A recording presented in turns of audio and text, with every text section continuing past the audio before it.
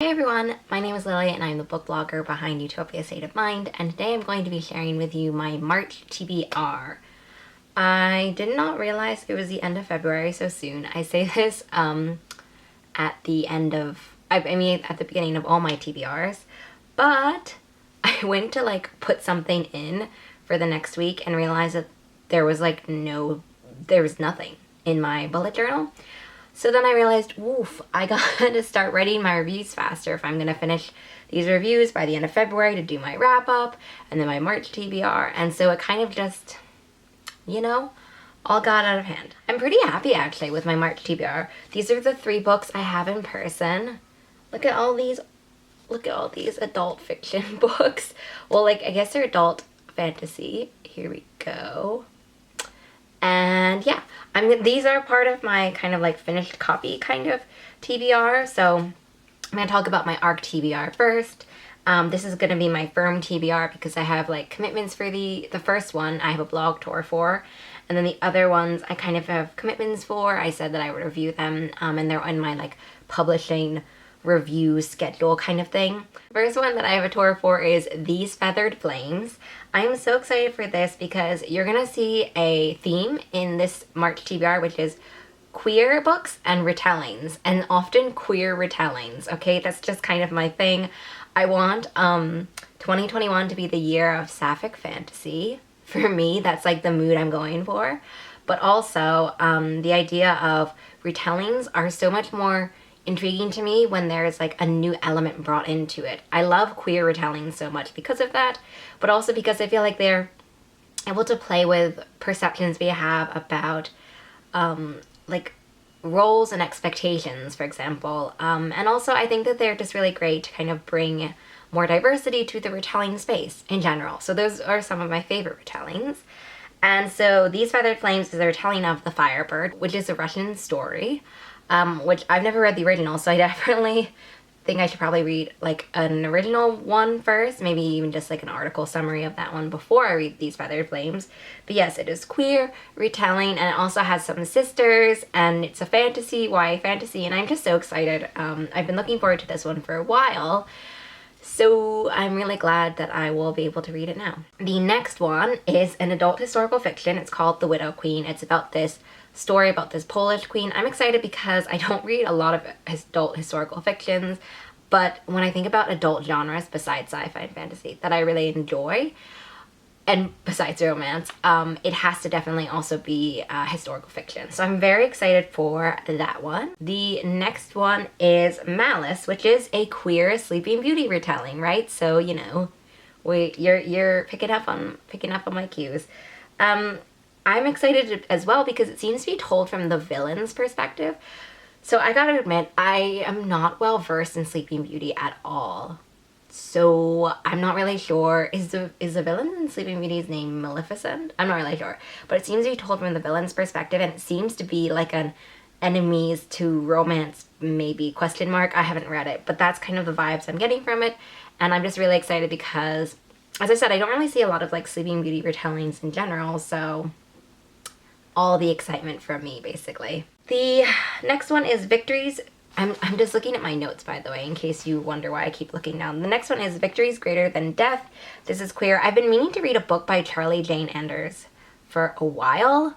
I wanted to read, I feel like every one of their releases, I'm like, oh, I want to read this one. And then I just, then I just don't end up reading it. But I'm going to read Victories Greater Than Death. It's it has such a fun comp because it was it's like Star Wars meets Doctor Who, and I love Doctor Who so much. And it's also Anders' YA debut. I think it's Anders. I'm gonna look really, really foolish if that's not their last name. I hope so. Fingers crossed. But it's also their YA debut, and it also should be queer. I'm looking at the Goodreads tags, okay? If I've advertised anything, by the way, it's because I haven't read it and I'm just going off of the Goodreads tags. And so basically if I see a book tagged on the category side as queer or GLBT or LGBT, I don't think a tag that gives me that impression, that's kind of what I'm basing it off of. So I'm really, really sorry if I've made any mistakes. Just a disclaimer. And the last one on my the last one on my firm arc TBR has to be The Forest of Stolen Girls by June Her. June Her, I loved The Silence of the Bones so much, and The Forest of Stolen Girls seems to be another historical mystery. I love it so much. I'm here for historical mystery kind of thriller vibes. I'm currently reading a mystery thriller vibe thing, and I am loving it. And I'm really excited because it also has to do with like a family disappearance, so someone in your family kind of disappearing based on the summary, based on what I know about it, which is not a lot. Basically, all you had to do is tell me that it's June Her's second book, and I would be all over it. So these are my firm TBR, and so I'm still doing my 12 Friends, 12 Books project. I will link the video below. But for that, I want to be reading 2 different books. The first one is a novella, To Be Taught a Fortunate.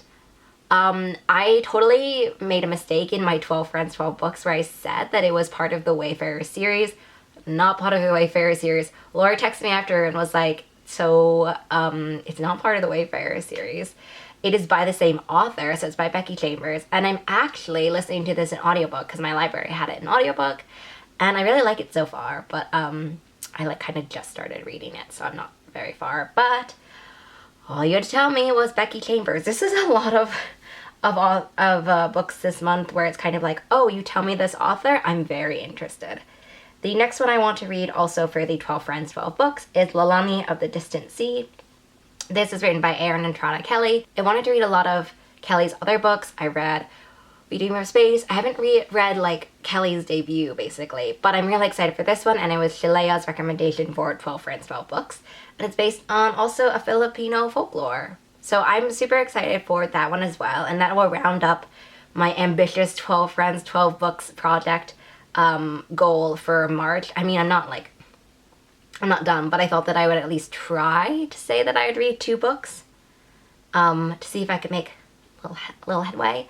And it also helps if they're in audiobook form. So To Be Taught Fortunate is not only a novella, but also I'm able to get it in audiobook. So the next one actually is my book club book.